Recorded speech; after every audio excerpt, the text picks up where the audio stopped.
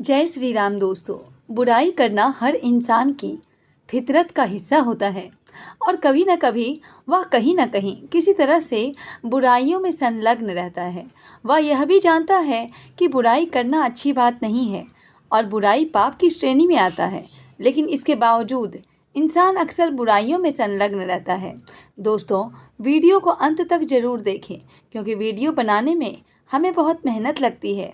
और अगर आप भगवान श्री राम का आशीर्वाद चाहते हैं तो कमेंट में जय श्री राम ज़रूर लिखें। दोस्तों, मान्यता है कि इंसान जब बुराई करता है तो उस बुराई को उसके पाप के खाते में डाल दिया जाता है और उसके कर्मों के हिसाब से उसका फल दिया जाता है। अब हम आपको बताएंगे कि कैसे अनजाने में किए गए बड़े से बड़े पाप से तो आपको मुक्ति मिल जाती है, लेकिन जानबूझकर किए गए क्षण मात्र के पाप की सज़ा भगवान जरूर देते हैं। एक समय एक राजा के दरबार में ब्राह्मण भोज का आयोजन किया गया।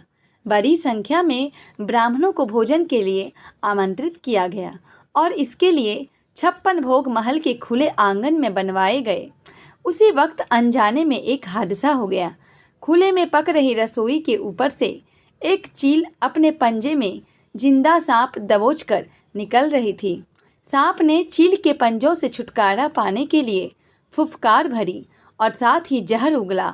सांप के फुफकारने से उसके मुख से निकली जहर की कुछ बूंदें पाकशाला में पक रही रसोई के व्यंजनों में गिर पड़ा। रसोई में जहर गिरने और उसके जहरीले होने का किसी को कोई पता नहीं चला। ब्राह्मण महल के भोजन कक्ष में भोजन के लिए पधारे और महाप्रसाद उनको परोसा गया।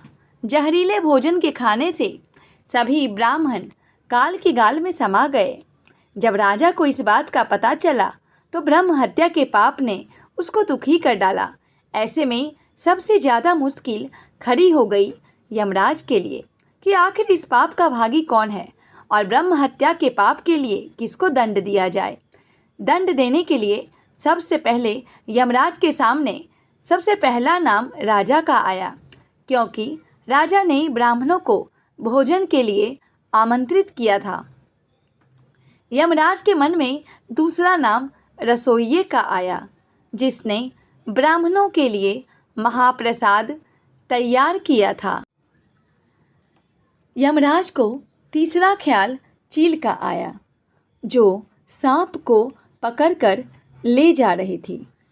और सबसे अंत में यमराज ने सांप के पाप पर विचार किया। लंबे समय तक यमराज अनिर्णय की स्थिति में रहे कि आखिर ब्रह्म हत्या का दंड किसको दिया जाए। घटना के कुछ समय बाद कुछ ब्राह्मण राजा से मिलने के लिए उसके महल में जा रहे थे। ब्राह्मणों ने एक महिला से महल का रास्ता पूछ लिया। तब महिला ने ब्राह्मणों को रास्ता बताते हुए कहा कि देखो भाई, जरा ध्यान से जाना, वह राजा ब्राह्मणों को खाने में जहर देकर मार देता है। जैसे ही महिला ने यह बात कही, यमराज ने फैसला कर लिया, मृत ब्राह्मणों के पाप का फल इस महिला के खाते में जाएगा और यह दंड को भोगेगी। यमदूतों ने यमराज से पूछा कि प्रभु, ऐसा क्यों? तब यमराज ने कहा कि जब कोई व्यक्ति पाप करता है तो उसको पाप कर्म करने में बड़ा आनंद आता है। ब्राह्मणों की मौत से न तो राजा को, न रसोइये को, न चील को और न ही सांप को आनंद आया। यह सभी इस अपराध से अनजान भी थे। महापाप की इस दुर्घटना का इस महिला ने जोर शोर से बखान कर जरूर मजा लिया। इसलिए ब्रह्म हत्या का यह पाप इसके खाते में जाएगा। अक्सर हम यही सोचते हैं कि हमने कभी कोई बड़ा पाप नहीं किया है, उसके बावजूद हमको किस बात का दंड मिल रहा है। यह दंड वही होता है दोस्तों, जो हम पर निंदा का पाप कर संचित करते रहते हैं। दोस्तों, अगर वीडियो में कुछ सीख मिली हो तो वीडियो को ज़्यादा से ज़्यादा शेयर करें और चैनल पर नए आए हैं तो चैनल को सब्सक्राइब करें। धन्यवाद।